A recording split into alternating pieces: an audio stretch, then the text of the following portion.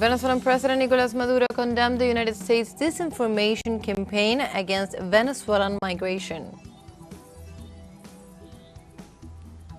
Cuban President Miguel Díaz-Canel discussed the recent measures announced by telecommunications company FTS and denounced the consequences of the blockade imposed on the country by the United States. And in Palestine, the Israeli Zionist regime killed 9 Palestinians during the celebration of the holy day of Eid al-Adha. Hello and welcome to From the South. My name is Belén de los Santos. I'm from the teleSUR studios in Havana, Cuba. We'll begin with the news.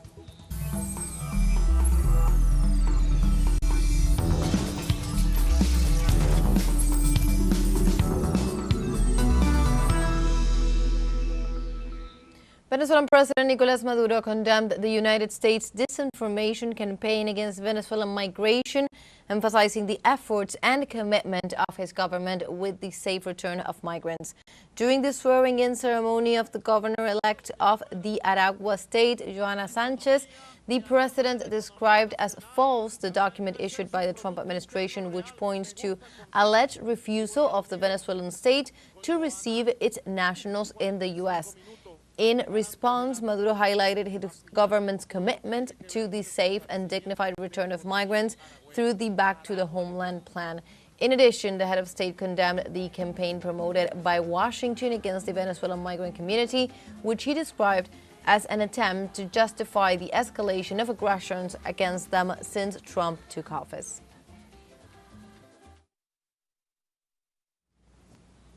And we continue in Venezuela as the first edition of the AgroAlba 2025 Expo Fair continues in the city of Caracas. The event brings together ALBA TCP member states as well as invited countries, investors, and businessmen from different regions of the world. As part of the two-day agenda, ministers from different productive portfolios have held several briefings and meetings. The executive secretary of ALBA TCP, Jorge Arreaza, highlighted the extraordinary potential of its member states. The AgroAlba initiative was proposed by President Nicolás Maduro during the bloc's 24th summit of heads of state and government last December, with the aim of taking advantage of the potential of Venezuela and other member nations to achieve food sovereignty.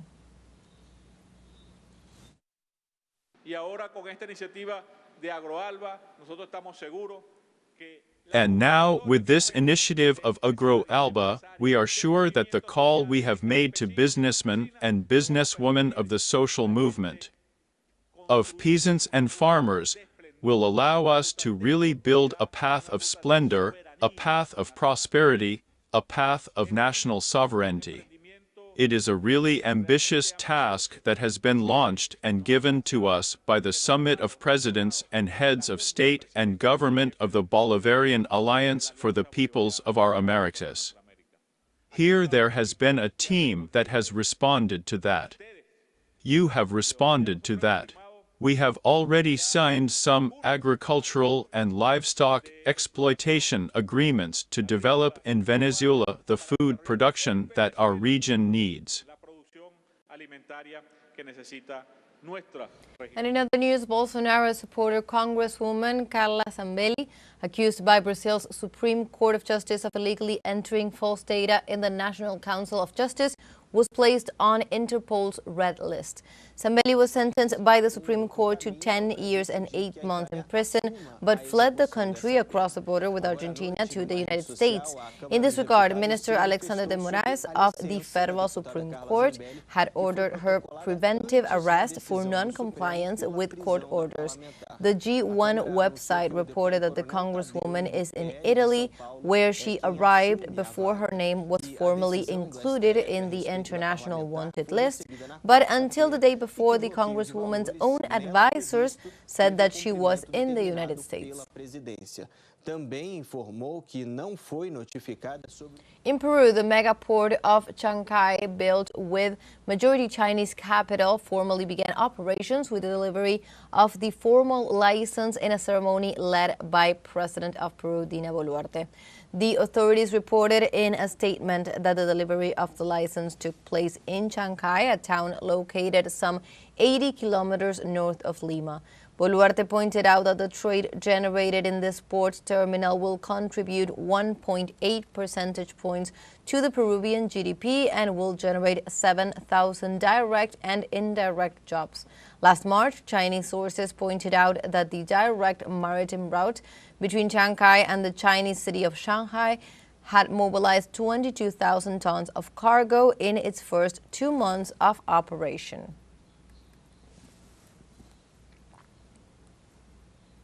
And the United States Supreme Court rejected the Mexican government's $10 billion lawsuit against firearms manufacturers for contributing to the armed violence of drug trafficking cartels. Judge Elena Kagan alleged that the Mexican lawsuit does not credibly prove that the companies have directly aided and abetted the illegal sale of weapons to criminal groups.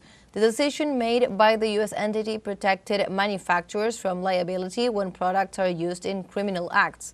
In this sense, Mexico argues that these negligent commercial practices of the manufacturers are poorly regulated and facilitate trafficking in Mexican territory, fueling violence and suffering in the country. We stay in the United States as the dispute between President Donald Trump and tycoon Elon Musk led to a 14% drop for Tesla Corporation on the stock market. The iconic electric vehicle company suffered one of the worst declines on the Wall Street stock market this week, closing with a 14.2% loss and wiping out nearly $150 billion in market value. After months of political closeness, Tesla CEO described as an abomination Trump's new tax plan, warning that its approval would skyrocket the deficit and the national debt. In response, the Republican leader threatened to withdraw all governmental subsidies and contracts from companies owned by Musk, including Tesla itself. Now we have a short break coming up, but first, remember you can join us on TikTok at teleSUR English, where you will find news in different formats, news updates, and much more. We'll be right back. Stay with us.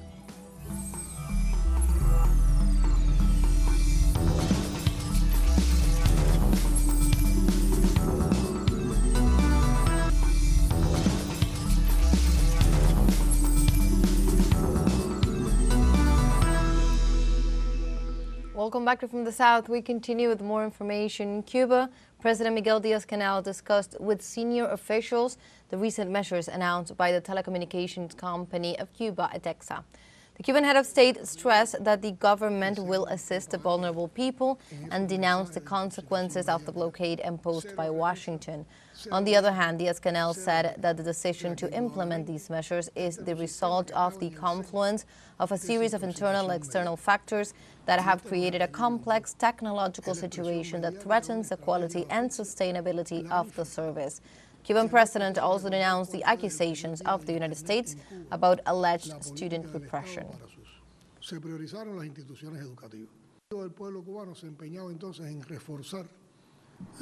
And in Chile, teachers went on strike for 48 hours to demand the government improve their jobs and a teacher's day without classes. During the mobilizations, the teachers demanded concrete solutions for teachers' job stability and the end of contractual precariousness and modifications to reduce work overload. Also, the union leaders met with different parliamentarians, hoping for more satisfactory answers to their demands. They also pointed out that the lack of concrete answers from the Ministry of Education is not acceptable, and the teachers and public education deserve respect and immediate action.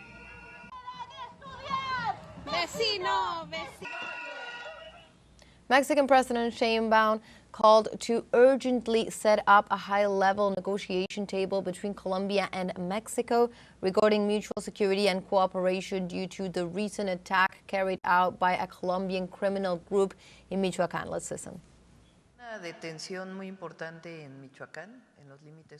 There was a very important arrest in Michoacán on the border with Jalisco, where unfortunately members of the National Guard died by an explosive device and members of a criminal group were arrested, and there were several Colombians involved.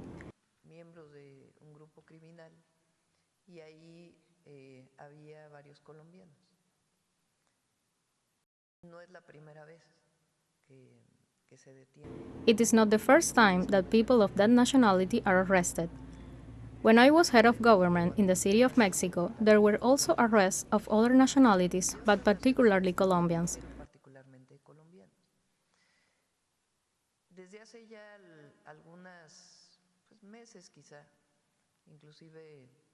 For some months now, and I even mentioned it directly to President Petro, and also our foreign minister have been looking into creating a high-level group for security issues between Colombia and Mexico, and there have already been some meetings. Moreover, the Mexican head of state indicated that she will wait for a meeting with the United States Under Secretary of State Christopher Landau before making an approach for steel and aluminum following increase in tariffs. We are going to see how the meeting turns out this Friday. Remember that on the 11th, on that day, Secretary Landau is coming to Mexico.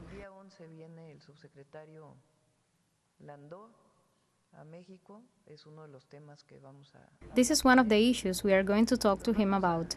Then we are going to wait before making the proposals for steel and aluminum.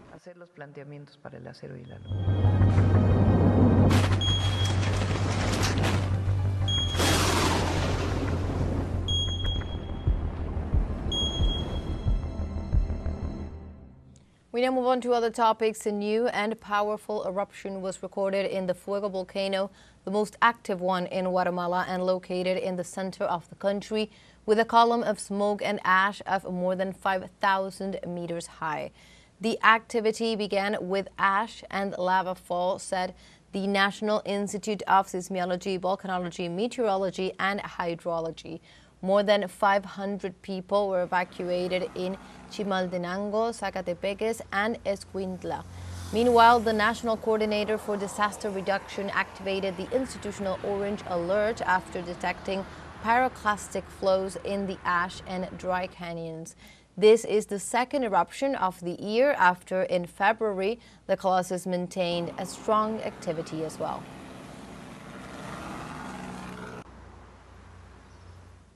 Pakistan's children are losing weeks of education each year to school closures due to extreme weather, prompting calls for a rethink of learning schedules. Searing heat and unusual cold snaps have caused closures that are meant to spare children the health risks of learning in classrooms that are often overcrowded and lack basic cooling, heating, and ventilation systems. In May, a nationwide heat wave saw temperatures of up to 7 degrees Celsius above normal, hitting 45 degrees in Punjab and prompting several provinces to cut school hours or start summer holidays early. Pakistan's summers historically began in June, when temperatures hit the high 40s, but in the last 5 years may have been similarly hot, according to the Meteorological Department. The 2025 Shanghai International Carbon Neutrality Expo opened, drawing over 300 enterprises from 15 countries and regions to participate. Themed Path to Carbon Neutrality, the exposition showcased the latest low-carbon technologies and products around the globe. With many of the exhibits already put into practice, the expo attracts global low-carbon practitioners to investigate the new developments in the green industry. A local power company vowed to take full advantage of Shanghai's offshore wind power and has planned long-term projects to promote green energy development in the city. This year's expo has established a special section targeting the country's policy of promoting large-scale equipment upgrades and consumer good trade-ins.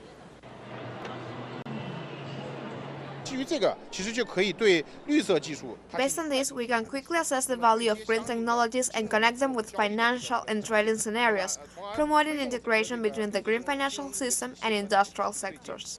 We have a second short break coming up, but before we invite you to visit our Facebook page at teleSUR English. There you'll be able to watch our top stories, special live coverages, and much more. Follow the page and activate notifications to stay up to date on the world's most recent events. Final short break, don't go away.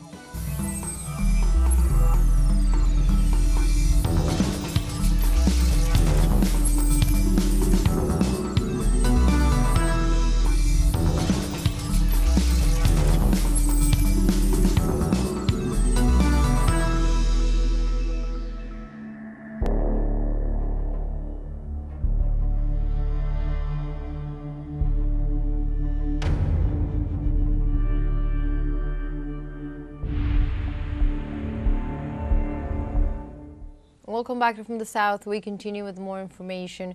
The United Nations warned that more than 2,700 children under the age of 5 in the Gaza Strip have been diagnosed with acute malnutrition, raising the number of children suffering from this serious physical condition since the last assessment in February. According to the UN Humanitarian Office, of nearly 47,000 children who were examined in the second half of May, 5.8% were suffering from acute malnutrition. That is 3 times more than in the previous quarter. In this regard, the agency stated that despite the increase in the rate of malnutrition in children under 5 years of age, there are currently only 4 medical stabilization centers in the Gaza Strip. The situation is aggravated by the Israeli regime's continued obstruction of humanitarian access to the Palestinian territory.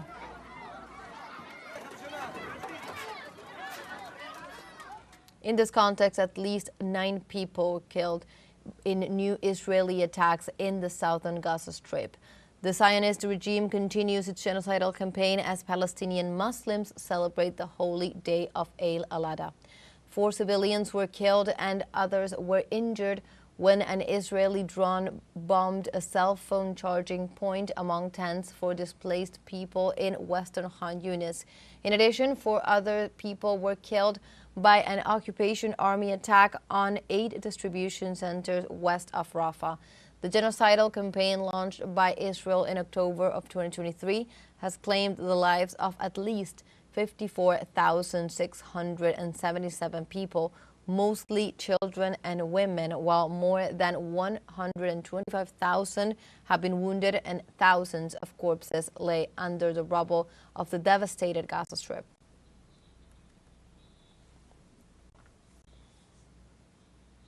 While this is going on Friday morning, more than 80,000 Palestinian Muslims gathered at the Al-Aqsa Mosque to perform the Eid al-Adha or Feast of Sacrifice prayers.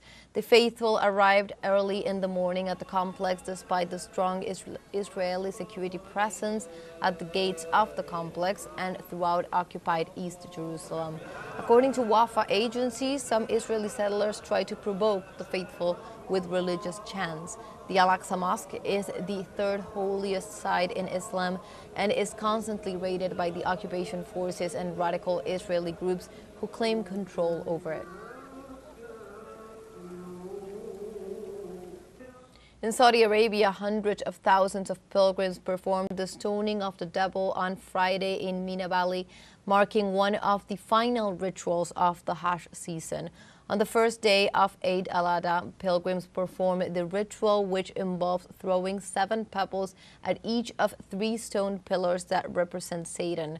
The stoning follows a series of spiritual steps that form the core of the annual Islamic pilgrimage.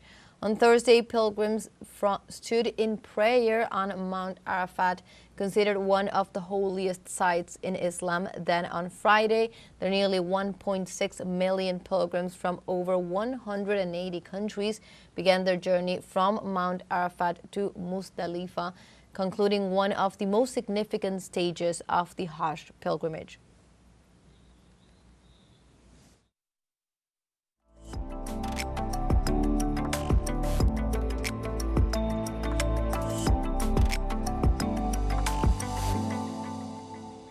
A cultural and tourism fair was inaugurated in Kazakhstan to strengthen the ties between the cities of Almaty and Xi'an in China.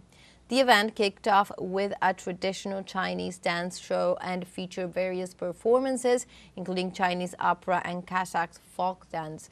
During the opening ceremony, 8 agreements were signed between the 2 countries in areas such as cultural tourism, economic development, and sports medicine.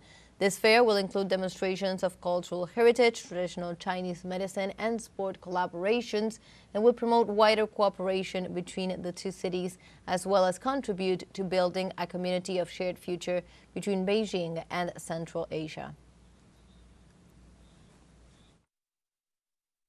And meanwhile, in Peru, the 8th ICA 2025 International Book Fair will offer more than 50 activities for all audiences, from book presentations to theater and music. This year, the fair will be held from June 9th to 22nd at the Plaza de Armas in Ica. and will pay tribute to the Iqueño writer José Vázquez Peña with the participation of outstanding authors such as Paula Ilavaca, Pedro Salinas, and Patricia del Rio. In addition, the theatrical group Yushakani will present Maria J., a conference of the life of one of the first feminists in Peru. This fair was consolidated itself as the main literary meeting in the country, promoting reading and cultural exchange. And like this, we have come to the end of this news brief. You can find these and many other stories on our website at telesurenglish.net. Also join us on social media. We are on Facebook, X, Instagram, Telegram, and TikTok as well. For TeleSUR English, my name is Belén de los Santos. Thank you for watching.